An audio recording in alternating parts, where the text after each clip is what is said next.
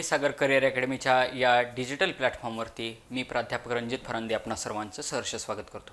विद्यार्थी मित्रांनो, गेले काही लेक्चर्सपासून आपण नागपूर ग्रामीणचा पेपर घेतला 9 पार्टमध्ये, त्याच्यानंतर पुणे ग्रामीण 2023चा पेपर घेतला साधारणतः 8 पार्टमध्ये, आणि त्याच्यानंतर पुणे शहर आयुक्तालयाचा पार्ट आपण चालू केलेला आहे आणि त्याच्यामध्ये आपण पुढं चाललेलो आहे. आपल्या लक्षात येतं आहे की ग्रामीणच्या पेपरपेक्षा जो आयुक्तालयाचा पेपर आहे, पुणे सिटीचा पेपर आहे, हा कंपॅरेटिव्हली त्याची जी टफनेस आहे ही जास्त आहे. पण तरी देखील आपल्याला योग्य अभ्यास कसा करता येईल, त्याच्यानंतर ऑप्शनवरून उत्तर कशी काढता येतील, अभ्यास काय असला पाहिजे, ह्या साचेबद्धपणानं आपण पुढं चाललो. जरी एका लेक्चरमध्ये आपण MCQ कव्हर कमी करत असलो तरी त्याच्या पाठीमागं घेतलेलं एक्सप्लेनेशन हे खूप चांगल्या पद्धतीने घेतले की जेणेकरून तुम्हाला तो टॉपिक पुन्हा वाचण्याची गरजच पडणार नाही, अशा पद्धतीने आपण एक्सप्लेनेशन घेतलेलं आहे. थोडा प्रमोशनचा पार्ट की आपलं पोलीस कॉन्स्टेबल 2023मध्ये ज्या काही प्रश्नपत्रिका झाल्या त्या सगळ्या 78 प्रश्नपत्रिकांचं उत्तरे आणि स्पष्टीकरणासह आपलं हे बुक आहे की हे पास होण्यासाठी बायबल आहे. म्हणजे ज्यांना कोणाला पास होते त्यांनी प्रश्नपत्रिका सुरुवातीला व्यवस्थित करणं तोच त्यांचा पास होण्याचा सगळ्यात मोठा क्रायटेरिया आहे. 38 प्रश्नपत्रिका जिल्हा व ग्रामीण शहरच्या आहेत, 28 प्रश्नपत्रिका चालकच्या आहेत, 12 प्रश्नपत्रिका SRPFच्या आहेत, अशा पद्धतीने स्पष्टीकरण दिलेले आहे. त्याच्यानंतर 93 आवृत्ती ज्याच्यामध्ये संपूर्ण पोलीस कॉन्स्टेबल हे नवीन आलेलं बुक आहे. याच्यामध्ये 20 प्रश्नपत्रिका पूर्वीच्या आणि बाकीच्या 7000 MCQ कव्हर होतील असे वस्तुनिष्ठ प्रश्न आणि 5 आदर्श प्रश्नपत्रिका स्पष्टीकरणासह दिलेले आहेत. आणि स्पष्टीकरण तुम्ही बघताच की किती छान पद्धतीनं आपल्या बुकमध्ये घेतलेले आहे, कारण तीच एक PDF मी एक्सप्लेन करत असतो. पुढचं पोलीस कॉन्स्टेबल याच्यामध्ये 40 प्रश्नपत्रिकांचा समावेश घेतलेला आहे. त्याच्यामध्ये पूर्वीच्या 30 प्रश्नपत्रिका आणि 10 आदर्श प्रश्नपत्रिका अशा स्वरूपामध्ये. त्याच्यानंतर पोलीस कॉन्स्टेबल याच्यामध्ये 25 निवडक प्रश्नपत्रिकांचा समावेश स्पष्टीकरणासह केलेला आहे. जे चालकसाठी फॉर्म भरत आहेत त्यांच्यासाठी चालक भरती मार्गदर्शन याच्यासाठी वाहतूक विषयी 450 MCQ असलेलं, ज्याच्यामध्ये पाठीमागं 2019च्या 20 प्रश्नपत्रिकांचा समावेश रंगीत स्वरूपामध्ये वाहतुकीची जे काही चिन्हे आहेत, रोड मार्किंग आहेत, वाहतुकीचे दिवे आहेत, वाहन इंडिकेटर्स आहेत वगैरे याचा समावेश केलेला आहे. आणि त्याच्यानंतर वाहन चालवण्याचे नियम व वाहतुकीचे कायदे व नियम याच्या संदर्भात हे असलेलं पुस्तक आहे, ज्याच्यामध्ये 2021 सालच्या 21 प्रश्नपत्रिकांचा आणि 650 MCQचा याच्यामध्ये समावेश आहे. आणि आता आपला हा 2023 सालचा पुणे आयुक्तालयाचा पेपर. मग ह्या पेपरमध्ये पेपरशी बोलण्याचा प्रयत्न करायचा, आपलं मॅक्सिमम नॉलेज वापरायचं, कॉन्सन्ट्रेशननं पेपर सोडवायचा, 100% आपल्याला चांगले मार्क्स मिळतातच. आणि मग याच्या एक्सप्लेनेशनमध्ये आपण बघत आलो मराठी व्याकरणचे पार्ट पाठीमागच्यापर्यंत बघितलेले अतिशय चांगल्या लेवलला, म्हणजे अगदी MPSCच्या दर्जाचे क्वेश्चन्स ह्या पेपरमध्ये टाकलेले. क्वेश्चनच्या पेपरला म्हणजे टफनेस ठेवलेला आहे. ह्याच्यामध्ये आपण पाठीमागच्या पेपरला 37 क्वेश्चनपर्यंत आलो होतो आणि आता 38 नंबरचा प्रश्न या ठिकाणी आपल्याला एक्सप्लेन करायचा आहे. मग 38 नंबरच्या क्वेश्चनमध्ये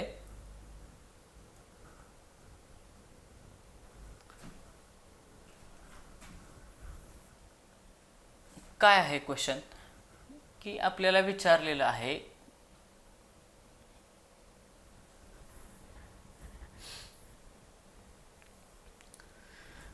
मराठी ग्रामरचा प्रश्न आहे की विधान अधिक स्पष्ट करण्यासाठी, हिथं सगळं आहे स्पष्ट ह्या शब्दामध्ये सगळं आलेलं आहे की विधान अधिक स्पष्ट करण्यासाठी टिंब चिन्हाचा वापर करतात. म्हणजे हा कशावरती क्वेश्चन विचारलेला आहे, विराम चिन्हे या टॉपिकवरती हा क्वेश्चन विचारलेला आहे. मग काय की विधान अधिक स्पष्ट करण्यासाठी टिंब चिन्ह द्यावी लागते. प्रश्नचिन्ह संबंध आहे का, ऑप्शन गेला. उद्गारवाचक चिन्ह, काहीतरी अबब आश्चर्यकारक गोष्ट घडली असेल तर उद्गारवाचक चिन्ह गेला, ऑप्शन गेला. विग्रह की अपसरण चिन्ह या दोघांमध्ये ऑप्शन ठेवलेला आहे. आणि या प्रश्नाचं योग्य उत्तर आहे अपसारण चिन्ह. कसलं, अपसारण चिन्ह. मग अपसारण चिन्ह कसं दिसतं, इथं बघा असं दिलेलं एक डॅश, आपण असा थोडा लांब डॅश, हे अपसारण चिन्ह आहे.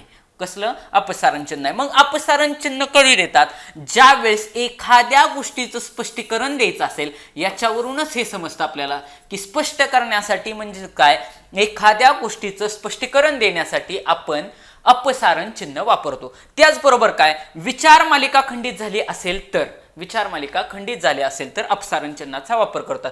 किंवा म्हणजे हे पण महत्वाचं आहे की आयोगाने एकदा असाही प्रश्न विचारला, MPSCनं देखील विचारलेला आहे की विचार मालिका खंडित झालेल्या असेल तर खालीलपैकी कोणत्या चिन्हाचा वापर करतात, तर अपसारण चिन्हाचा वापर करतात. आणि तिसरा प्रश्न, एखादी गोष्ट सांगताना अवघडल्यासारखे वाटल्यास, एखादी गोष्ट सांगताना अवघडल्यासारखे वाटल्यास अपसारण चिन्हाचा वापर केला जातो. अशा पद्धतीने हा प्रश्न संपलेला आहे. 39 नंबरचा प्रश्न संधीचा प्रश्न विचारलेला आहे. आणि संधीचा पाठीमागच्या वेळेसच तुम्हाला मी काही हिंट दिलेले आहेत की काय विचारलाय प्रश्न, खालीलपैकी कोणती संधी ही स्वर संधी नाही.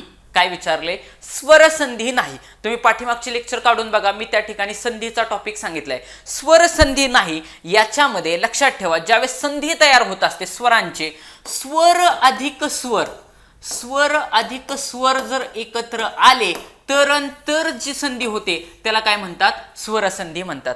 एक स्वर अधिक दुसरा स्वर असे जर एकमेकांमध्ये मिसळत असतील तर नंतर काय होणार आहे, स्वरसंधी होणार आहे. मग आता आपल्याला बघायचं, तुम्हाला मी सांगितले नाही म्हटलं की खालून चालायचं, वरून वाचायचं नाही. मत्याऐक्य, मग त्यावेळेस मी संधीचा टॉपिक सांगत असताना एक सांगितलं होतं की 2 मात्रे किंवा 1 मात्रा असं जर असेल तर शक्यतो ती काय असते, स्वरसंधी असते. काय असते, स्वरसंधी असते, स्वरसंधी असते. 1 मात्रा किंवा 2 मात्रे ही आपली काय हिंट आहे, ओळखण्याची हिंट आहे ही, किंवा तुम्ही ट्रिक म्हणा, कसं आहे तुमच्या भाषेमध्ये, हिंट किंवा ट्रिक. 2 मात्रे आहेत म्हणजे 100% काय आहे, ही स्वरसंधी आहे. मला नाही विचारले, ऑप्शन गेला. उमेश 1 मात्रा आहे, ऑप्शन गेला. म्हणजे ज्यावेळेस 1 मात्रा किंवा 2 मात्रे असं ज्यावेळी विचारलं जातं त्यावेळी ती स्वरसंधी असते. मग आता बघा, मनवंतर की वाघविष, ऑप्शन ए आणि 3. मग तुम्हाला मी अगोदरच सांगितले 1 आणि 3 मध्ये जर कन्फ्युजन झालं तर 3 लाच घेऊन जायचं, म्हणजे या प्रश्नाचं उत्तर काय आहे, वाघविष राहील. मग आता ह्याचं जे काय संधीचा विग्रह आहे ते आपण बघू. मनवंतर हा शब्द जर फोडला तर मनु अधिक अंतर, मनु अधिक अंतर. मग मनु अधिक अंतर जर आपण फोडलं तर आपल्या असं लक्षात येईल की मनु मधला उ अधिक हितला अंतर मधला उ अधिक उ, मग हा स्वर आहे, हा पण स्वर आहे, म्हणजे 100% ही काय आहे, स्वरसंधी आहे. म्हणजे हा ऑप्शन जाणार नाही. उमेश, उमेश मधला उमेश हा, ही पण बऱ्याच वेळा विचारलेली IMP आहे. उमेश, उमा अधिक ईश, उमा, उमा मध्ये आ अधिक ई, आ अधिक ई, हितला ई आणि हितला उमा मधला मा मधला आ अधिक ई, मग हा पण स्वर आहे, हा पण स्वर आहे, म्हणजे ही पण काय आहे, स्वरसंधीचं उदाहरण आहे. मतैक्य, मत अधिक ऐक्य, ऐक्य मधला ए त्याच्या अगोदर मत, त मधला त मधला म्हणजे अधिक ए, हा काय होणार, मतैक्य होणार. काय होणार, मतैक्य होणार. ही पण स्वरच आहे ना, पण स्वर आहे, ए पण स्वर आहे, म्हणजे मतैक्य ही काय आहे, स्वरसंधी आहे. आता वाघविष, आता वाघिष, वाघविषची फोड कशी होते, वाग नाही, क येतं क, वाक, वाक अधिक ईश, वाक अधिक ईश. मग हा जो काय क आहे, क चा पाय मोडलाय, त्या अर्थी क हा स्वर नसून काय आहे, या ठिकाणी व्यंजन आहे. काय आहे, व्यंजन आहे. मग क जर व्यंजन असेल तर तुम्हाला मी अगोदरच इथे हिंट सांगितले की स्वरसंधी होण्यासाठी स्वर अधिक स्वर असे 2 एकमेकांमध्ये मिसळावे लागतात. म्हणजेच 100% वागीश हे काय नाही, स्वरसंधी नाही, ती काय आहे, व्यंजन संधी आहे. काय आहे, व्यंजन संधी आहे. म्हणजे हे उत्तर येणार नाही. म्हणजेच यापैकी स्वरसंधी नाही, वागीश ही या प्रश्नाचं काय राहील, उत्तर राहील. आता पुढचा प्रश्न 40 नंबरचा प्रश्न, खालीलपैकी भद्रजन या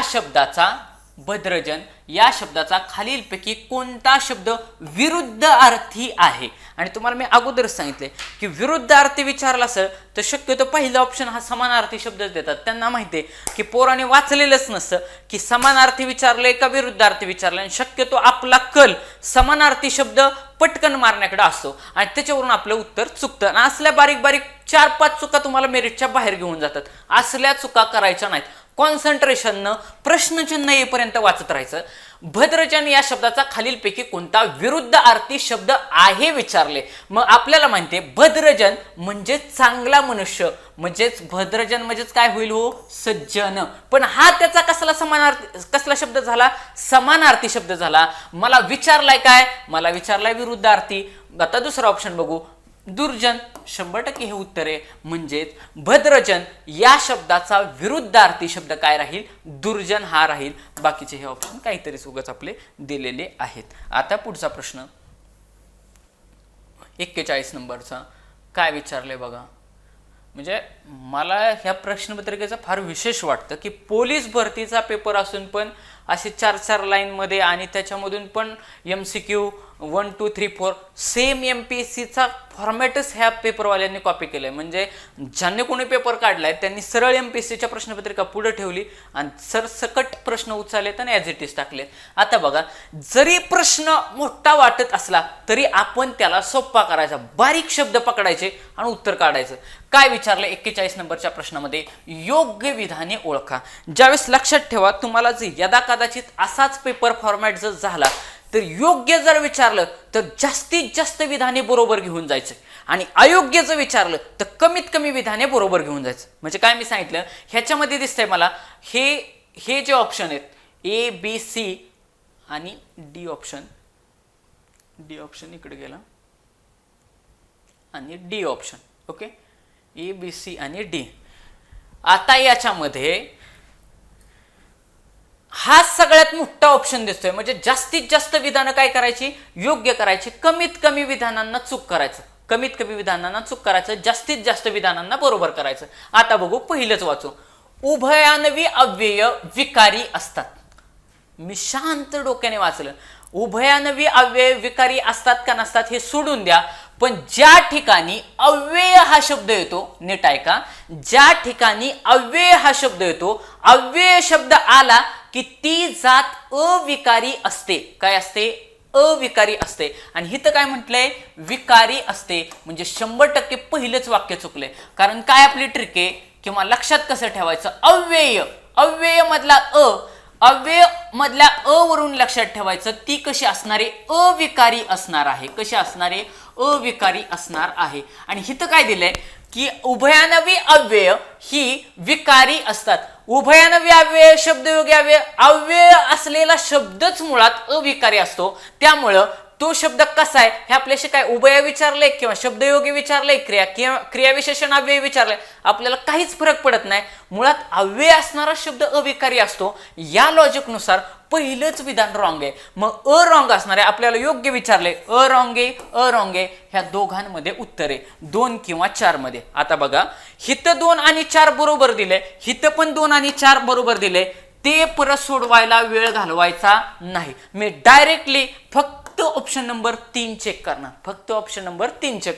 मग आता ऑप्शन नंबर 3 काय, उभयान्वी अव्ययाने जर 2 शब्द जोडलेले असतील, आपल्याला माहिती आहे उभयान्वी अव्यय काय करतं, 2 शब्द किंवा 2 वाक्य जोडतं, तर ते नेहमी एकाच जातीचे असतात.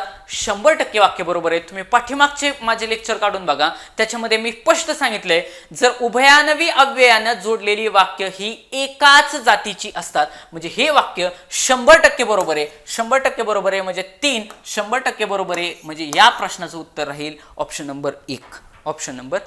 मग यावरून तुम्हाला मी अगोदरच काय सांगितलं होतं की जास्तीत जास्त विधानं बरोबर घेऊन जायचे हा ट्रेंड असतो. कमीत कमी विधानं नाकारायचे. शिवाय मी ऑप्शन नंबर 2 आणि ऑप्शन नंबर 4 वाचण्यात वेळ घालवला नाही. का घालवला नाही, कारण तेवढेच म्हणजे 10-10 सेकंद, 5-5 सेकंद का होईना वाचले असतील ना, 10 सेकंद जरी वाचले तरी त्या 10 सेकंदात माझा एखाद्या ह्याचा गोल करून होऊ शकतो, 2 गोल करून होऊ शकतात, पुढचा प्रश्न वाचून होऊ शकतो. म्हणजे बघा, मी हा प्रश्न सोडवत असताना लॉजिक कुठं वापरलं.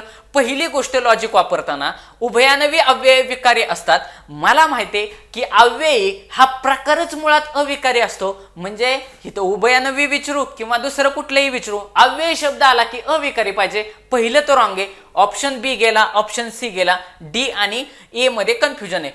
इथं 2 आणि 4 बरोबर दिले, इथं 2-4 बरोबर दिले. मला फक्त तिसराच ऑप्शन आता चेक करावं लागणार. सरळ 2 आणि 4 वाचण्यातच मी वेळ घालवणार नाही. आता एक्सप्लेनेशनचा पार्ट मधून मी तुम्हाला सांगतो, आता आपण बघू की ते विधानं कशी आहेत, योग्य आहेत, अयोग्य आहेत, कसे आहेत.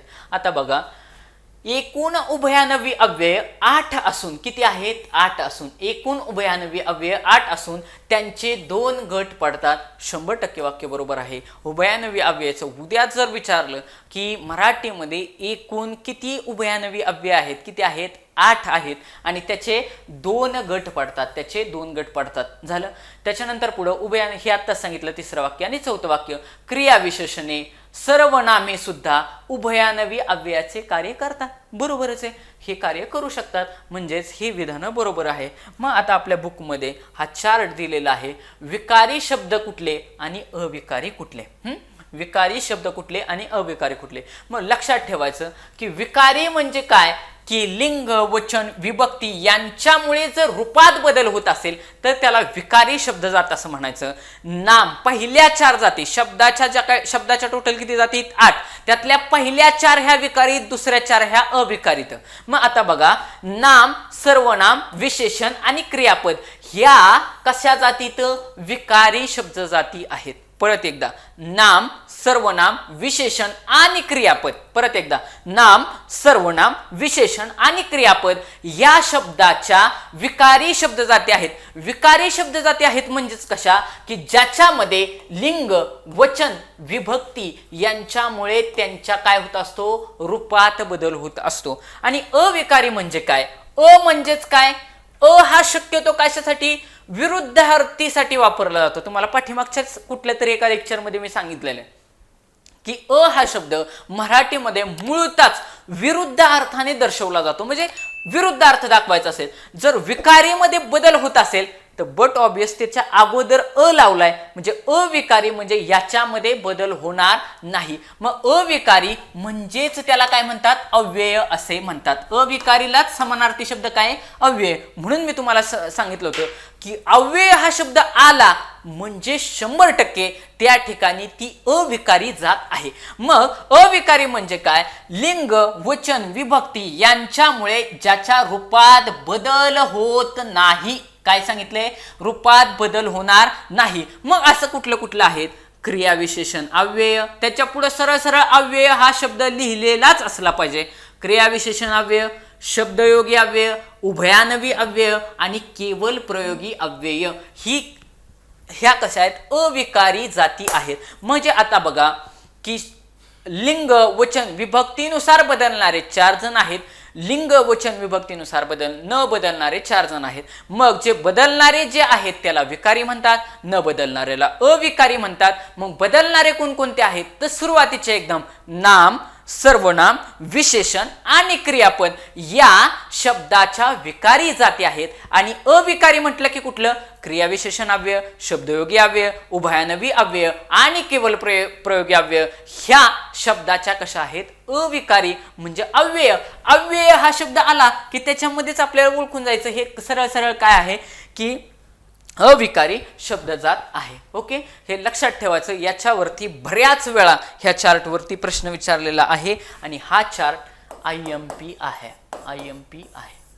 आणि विद्यार्थी मित्रांनो, ज्यावेळेस तुम्ही आत्ता प्रिपरेशन करताना याचे बरेच मुलं जर तुम्ही व्यवस्थित अभ्यास केला ना तर डिपार्टमेंटल PSIला सिलेक्शन होण्याचं प्रमाण हे चांगले अभ्यास करणाऱ्या मुलांचं राहतं. म्हणजे अभ्यास वाया जात नाही. लक्षात ठेवा की चांगला केलेला अभ्यास हा कधीच वाया जात नसतो.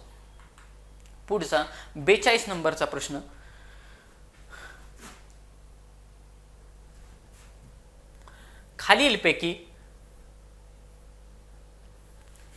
खालीलपैकी तद्भव शब्द ओळखा. काय विचारले? खालीलपैकी तद्भव शब्द ओळखा. मग तद्भव शब्द कशाला म्हणायचं की संस्कृत मध्ये बघा तत्सम आणि तद्भव याच्यातला आपण हे डिफरन्स सांगूया. तत्सम आणि तद्भव मधला काय फरक आहे की जर संस्कृत मधून आहे तसा शब्द आपल्याकडे जर आला तर त्याला तत्सम शब्द म्हणायचं. संस्कृत मधून उचलला आहे तसाच मराठीत वापरतोय तर त्याला काय म्हणायचं? तत्सम शब्द म्हणायचं. पण संस्कृत मध्ये येताना जर त्याच्यामध्ये चेंज झाला, त्याच्यामध्ये जर बदल झाला तर 100% तो काय असतो? तद्भव शब्द असतो. मग लक्षात ठेवायचं की इथं खालीलपैकी शब्द वाचायचे, पुढीलपैकी तद्भव शब्द ओळखा. आता इथं एजंट असेल का हो? ऑप्शन गेला. मजूर, हिंदी नाव वाटतंय ना, हिंदीकडचा, ऑप्शन गेला. म्हणजे हे दोन तर असेच घालवले. जल आणि गाव 1 आणि 2 मध्ये तुम्हाला मी अगोदरच सांगितले 1 आणि 2 मध्ये कन्फ्युजन झालं. सरळ सरळ ऑप्शन नंबर 2 ला न्यायचं, म्हणजे गाव ह्या प्रश्नाचं उत्तर राहील. इथं चुकून प्रिंटिंग मिस्टेक आहे, इथं बी ऑप्शन आहे. बी ऑप्शन आहे. मग गाव हा शब्द काय आहे?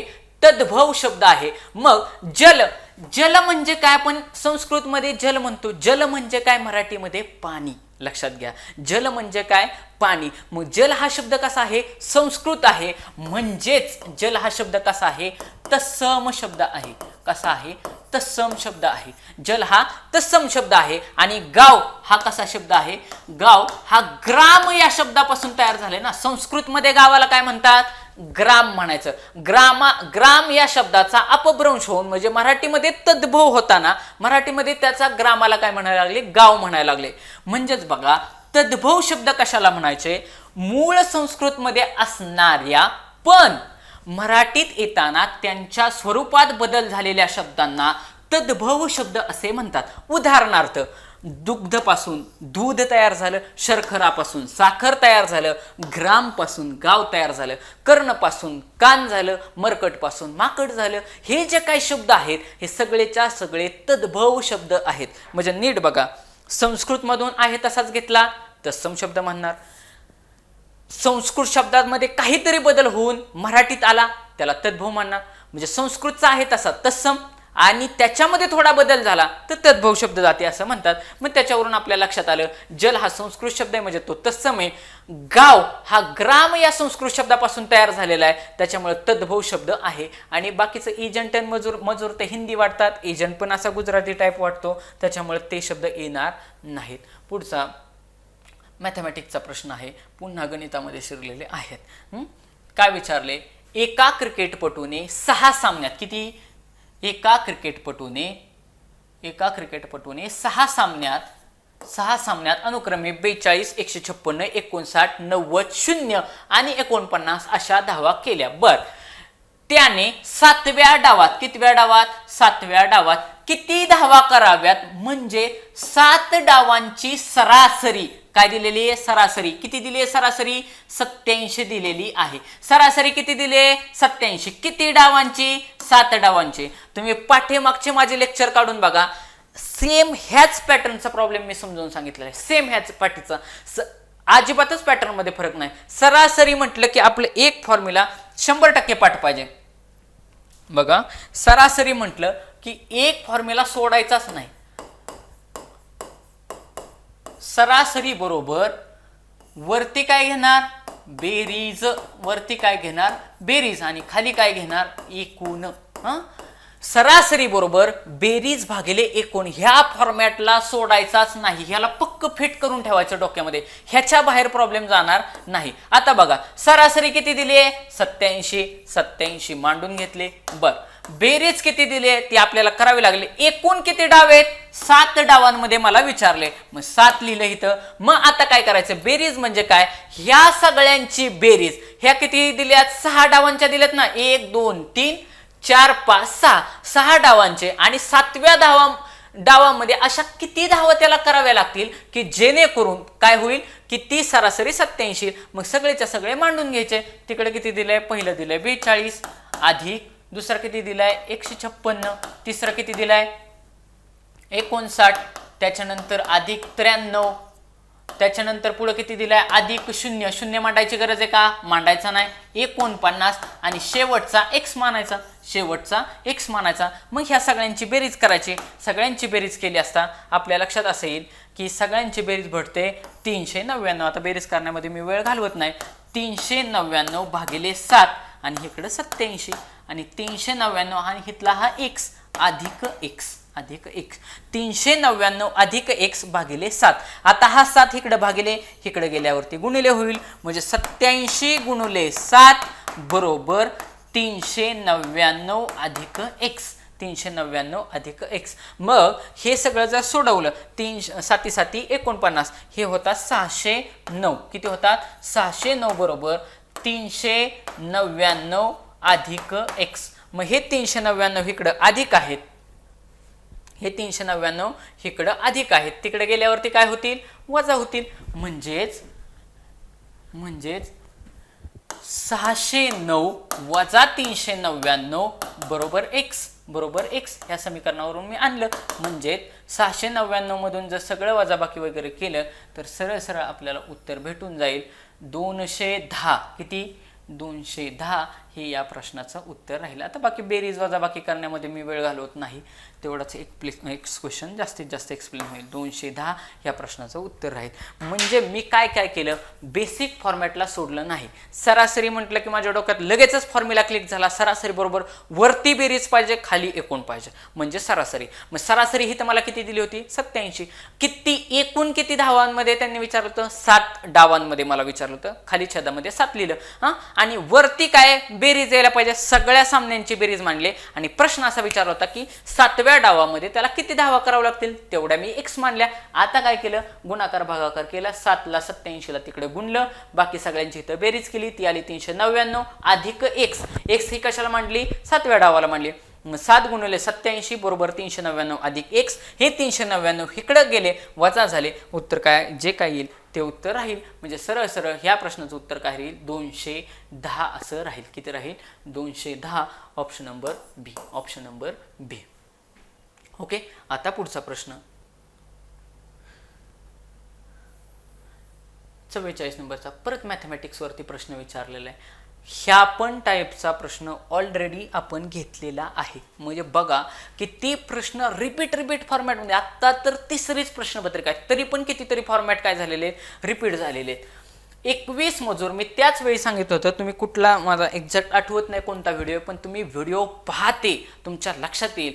मी त्यावेळेसच सांगितलं की खुर्च्या बनवल्या, खड्डे खाणले, काही जे काम केलं असेल ना ते तळात घ्यायचं. आता बघा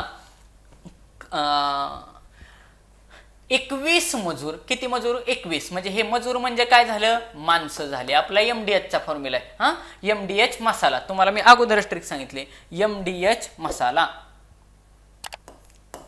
MDH मसाला. मसाला म्हणजे काय, की मसाला हे त्याचं काय राहील, काम राहील. MDH मसाला बरोबर MDH मसाला, MDH मसाला बरोबर MDH मसाला.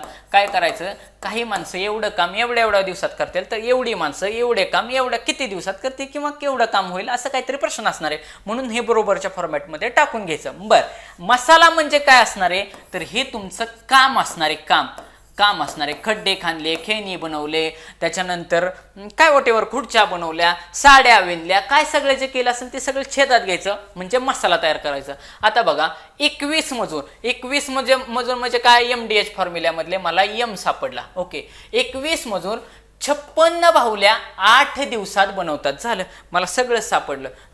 मग ह्या ठिकाणी मला काय दिलेत, 21 मजूर.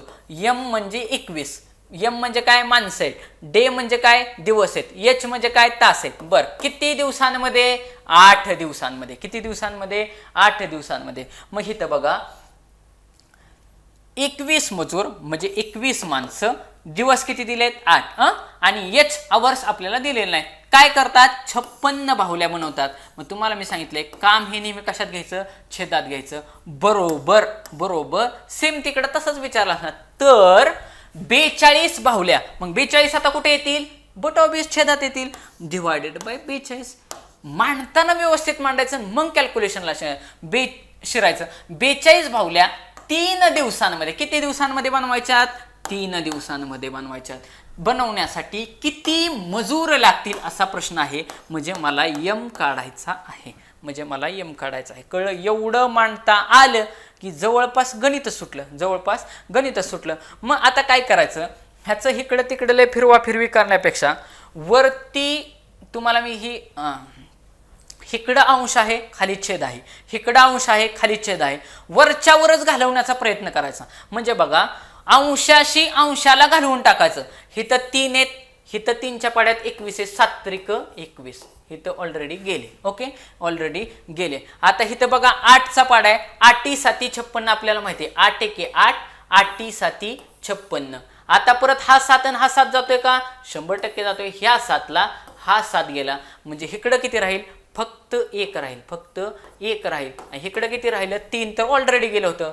m भागिले 42, m भागिले 42. आता हा भागिले इकडे गेल्यावरती काय होईल? गुणिले होईल. म्हणजे माणसं किती येतील? माणसं तुमची येतील 42. म्हणजे m बरोबर काय येईल? 42 येईल. म्हणजे तुम्हाला 42 मजूर लागतील. किती मजूर लागतील? 42 मजूर लागतील. मी ह्या ठिकाणी एका तरी ठिकाणी गुणाकार केला का? गुणाकार केला का? की 56 21 गुणिले 8, मग त्याला 56 भागले.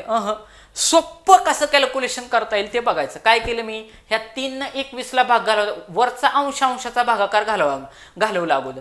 तिथं 7 आलं, 7 न बघितलं, इथं 8 न भाग जातोय, 8 7 56. बरं गेलं, इथं 7 राहिले, ह्या 7शी 7 घालवलं. आता इथं वरती फक्त m राहिला आणि खाली 42 राहिला, इकडे फक्त 1 राहिला. हा 42 इकडे गेला, सरळ सरळ उत्तर माझं 42 आलं. आणि तुम्हाला मी अगोदरच सांगितलं, मागच्या पण क्वेश्चनला मी सांगता राहिलो की छोटं आणि मोठं कधीच उत्तर नसतं. म्हणजे 40 उत्तर नसणार, 46 उत्तर नसणार. ऑप्शन नंबर 2 आणि ऑप्शन नंबर 3 ला जास्तीत जास्त प्रेफरन्स द्यायचा.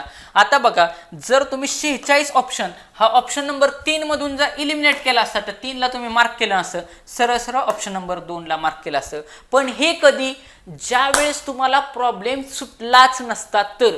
परंतु हा सोप्या पद्धतीचा प्रॉब्लेम आहे, तो तुम्हाला 100% सुटू शकतो. आत्तापर्यंत आपण जेवढे पेपर घेतले त्या पेपरमध्ये लक्षात घ्या, या क्वेश्चनचं रिपिटेशन आहे, त्याच्यामुळे हे आपल्याला सुटण्यासारखं आहे. आता पुढचा प्रश्न,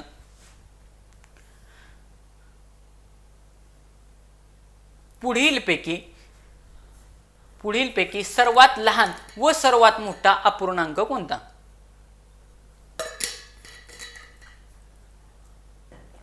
काय विचारले? पुढीलपैकी सर्वात लहान व सर्वात मोठा अपूर्णांक कोणता?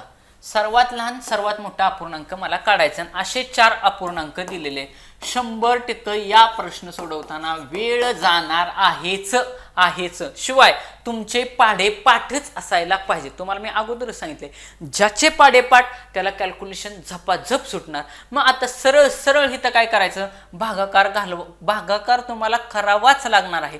त्याच पद्धतीने तुम्हाला जर असे पॉईंटमध्ये उत्तर आणायचे नसतील तर तुम्ही काय करायचं? ह्याच्यावरती काय करायचं? 1 1 0 द्यायचं, 1 1 0 द्यायचा, 1 1 0 द्या, 2 2 द्या, 3 3 द्या, कसंही करा, 1 1 0 द्यायचा.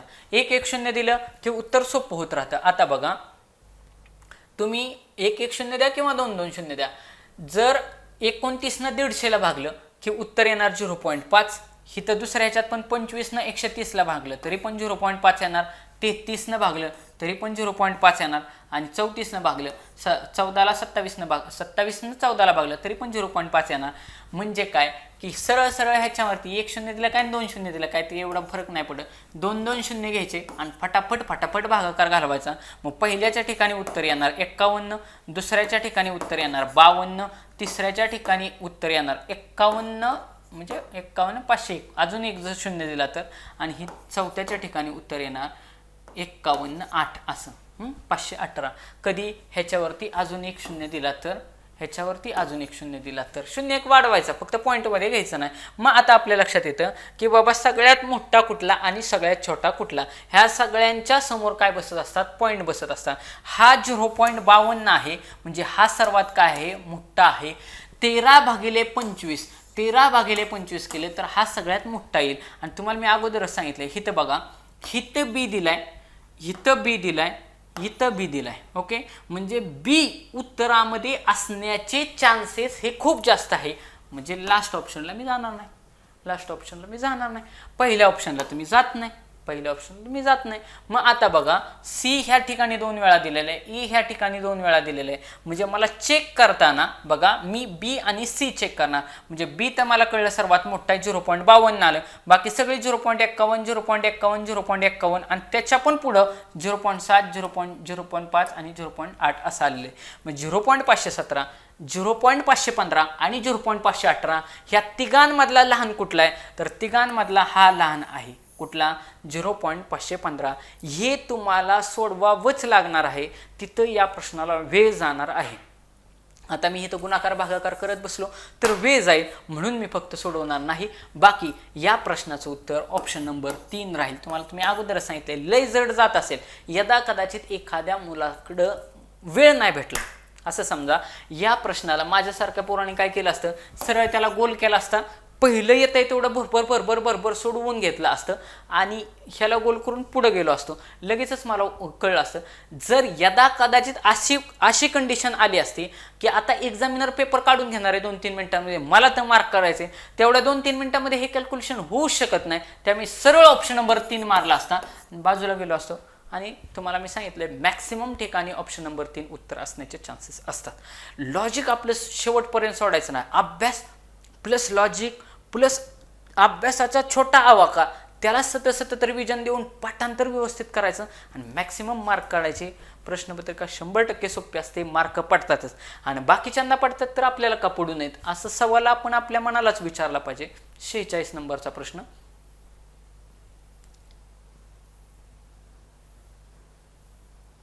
46 नंबरचा प्रश्न बघा काय विचारले की एका त्रिकोणाकृती मैदानावर काही झाडे लावलेली आहेत. काय सांगितले, एक त्रिकोणाकृती मैदान आहे, त्याच्यामध्ये काही झाडे लावलेली आहेत. बरं, असं समजा हे त्रिकोणाकृती मैदान आहे, बरं, त्याच्यामध्ये काही झाडे लावलेली आहेत.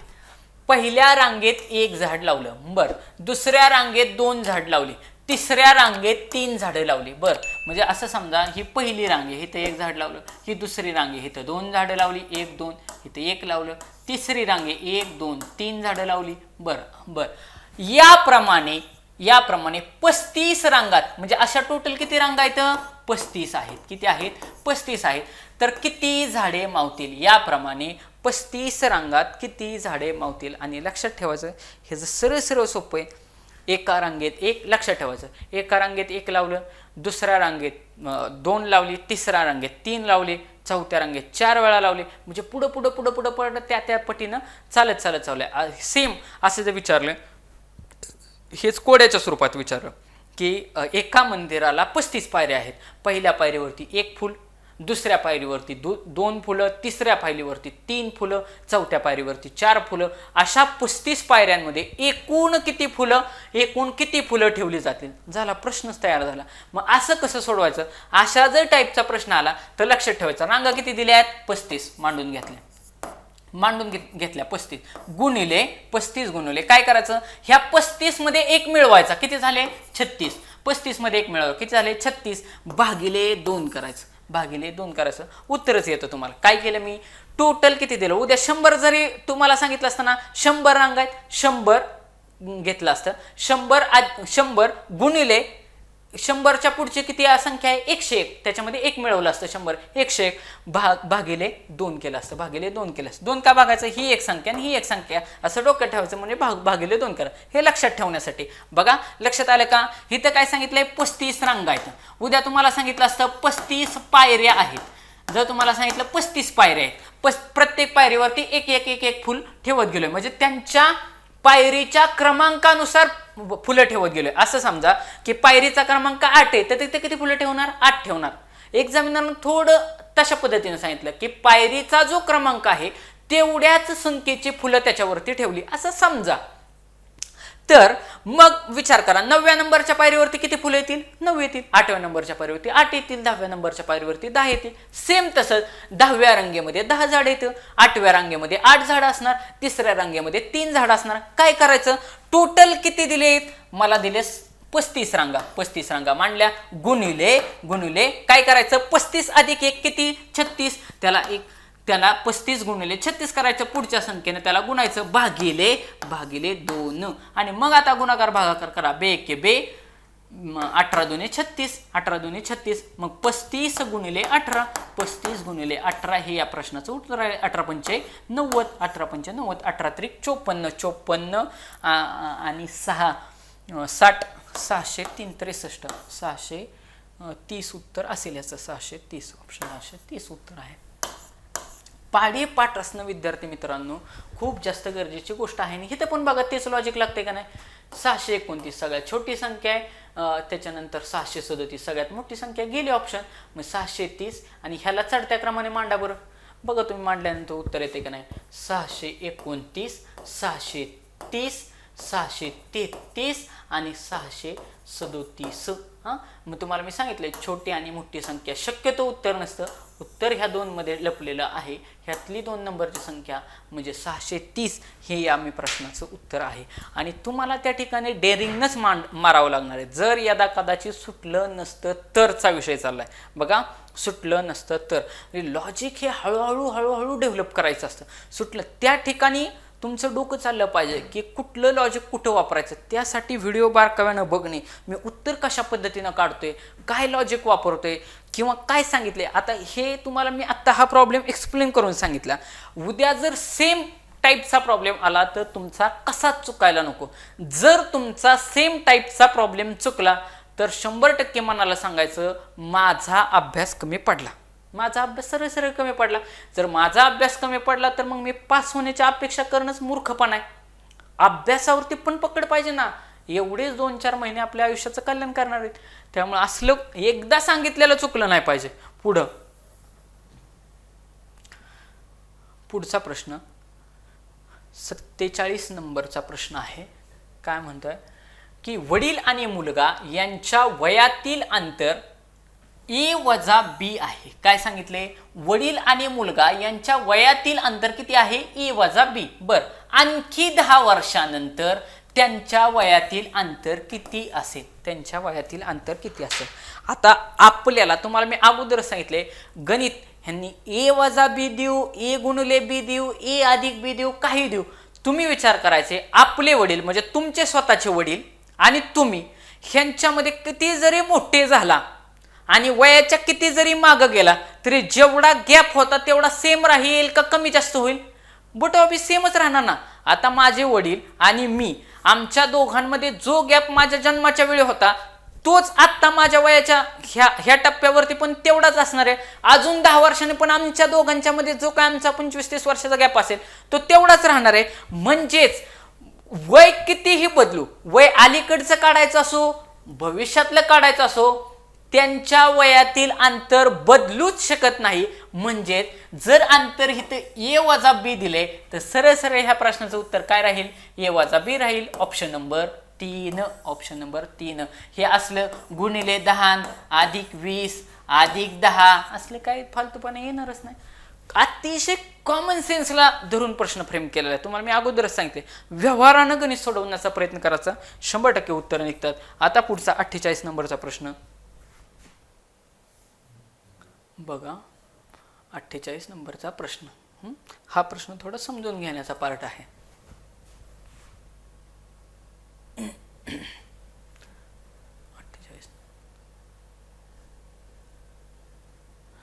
3 भावांच्या आजच्या वयांची बेरीज 42 वर्ष आहे. किती आहे, 42 वर्ष आहे.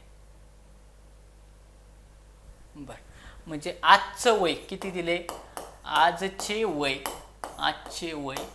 दिले 42 वर्ष. म्हणजे ही बेरीज दिली, बेरीज दिली बरं का.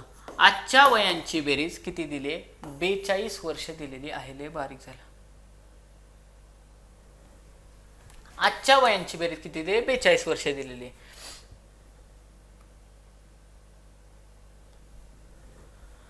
दहा वर्षापूर्वी, किती वर्षापूर्वी, 10 वर्षापूर्वी गुणोत्तर किती होतं, 1:2:3 होतं. किती वर्षापूर्वी, 10 वर्षापूर्वी. मग बघा आजची वयाची बेरीज किती दिली, 42 वर्ष. मग 10 वर्षापूर्वी वयांची बेरीज किती असेल, 10 वर्षापूर्वी फक्त काही मुलं काय करणार, ह्यातनं 10 वजा करणार. पण आओ त्या 3 भावांच्या वयाची बेरीज दिली ना, किती जणांची दिली, तिघांची दिली. ही तिघा भावांच्या आजच्या वयाची बेरीज दिली, ही तिघांच्या आजच्या वयाची बेरीज दिली 42. म्हणजे 10 वर्षापूर्वी 10 गुणिले 30 म्हणजे किती झाले, 30. 10 गुणिले 3 बरोबर 30 झाले. हे 30 त्या 42 मधनं वजा करावे लागणार. म्हणजे 10 वर्षापूर्वी बेरीज किती असेल, 10 वर्षापूर्वी त्यांच्या वयाची बेरीज असेल 42 वजा 30 म्हणजे 12 वर्ष. किती असणार आहे, 12 वर्ष. कळलं का, नीट बघा. त्यांनी काय सांगितलंय पहिल्या वाक्यामध्ये, 3 भावाच्या आजच्या वयांची बेरीज 42 दिली. ओके, मग 3 भावाच्या आजच्या वयांची बेरीज मी इथं लिहिली 42 वर्ष. किती लिहिली? 42 वर्ष. कधी? आजच्या वयाच्या. किती जणांची? तिघांची. बरोबर. मग त्या तिघांची 10 वर्षापूर्वी. बघा, तिघांची 10 वर्षापूर्वी म्हणजे प्रत्येकाचं 10 वर्षापूर्वी तिघांचं 10 वय कमी होणार आहे ना. ह्याचं 10 वर्ष, ह्याचं 10 वर्ष आणि ह्याचं 10 वर्ष. म्हणजे किती कमी होईल? सरळ सरळ 30 कमी होईल ना. नीट बघा, 10 वर्षापूर्वी माझं वय 10 कमी असणार. अजून एक जण असेल त्याचं 10 कमी असणार. अजून एक जण असेल त्याचं 10 कमी असणार. म्हणजे तिघांचं मिळून आमचं वय कितीनं कमी असणार? 30 कमी असणार. मला आजचं दिलंय 42. मग त्यावेळेचं आत्ताचं आमच्या तिघांचं वजा केलं, किती झालं? 30 वजा केलं 42 मधून, आलं उत्तर 12. किती आले? 12. बरं, आता पुढं काय केलंय की 10 वर्षापूर्वी त्यांच्या वयाचे गुणोत्तर किती आहे? 1:3 आहे. मग आपण एक गुणोत्तराचं बघितलं होतं पाठीमागं. बघा, 10 वर्षापूर्वी गुणोत्तर दिले 1:2:3. 1:2:3. मग ह्या गुणोत्तर दिल्यानंतर काय करायचं असतं? त्यांची नेहमी बेरीज करून एकूण येत असतं. त्यांची बेरीज करून एकूण येत असतं. 3 आणि 2 किती झाले? 5 आणि 1 6. एकूण किती झाले? 6. मग आता बघा, हे 6 गुणोत्तर, टोटल 6 गुणोत्तर म्हणजे किती वर्ष येतं? 12 वर्ष आहे. कळतंय का? गुणोत्तर किती दिलंय मला? आत्ताचं त्यावेळेचं 10 वर्षापूर्वीचं गुणोत्तर किती दिलंय? 1:2:3. किती दिलंय? 1:2:3. बर, काय केलं मी? मग त्या गुणोत्तराची काय केली? बेरीज केली. बेरीज केली. कोणाची बेरीज केली? गुणोत्तराची बेरीज केली. 1:2:3 यांची बेरीज किती आली? 6 आली. मग आता 6 बेरीज जी काय हे गुणोत्तराची बेरीज आहे. पण ही गुणोत्तराची बेरीज म्हणजेच काय हो? माझी 10 वर्षापूर्वीची बेरीज आहे ना. मग माझी 10 वर्षापूर्वीची बेरीज किती आहे? 12 वर्ष आहे. 10 वर्षापूर्वीची बेरीज किती आहे? 12 वर्षे. मग 6 ला 12. बघा, 6 ला 12 म्हणजेच काय? 6 ला 12 येण्यासाठी मला 2 न गुणावं लागते. मी 2 न जर गुणलं ह्या 6 ला तर उत्तर 12 येते. म्हणजेच काय? प्रत्येकाला मला 2 न गुणावं लागेल. म्हणजे मला त्यावेळेचं वय भेटेल.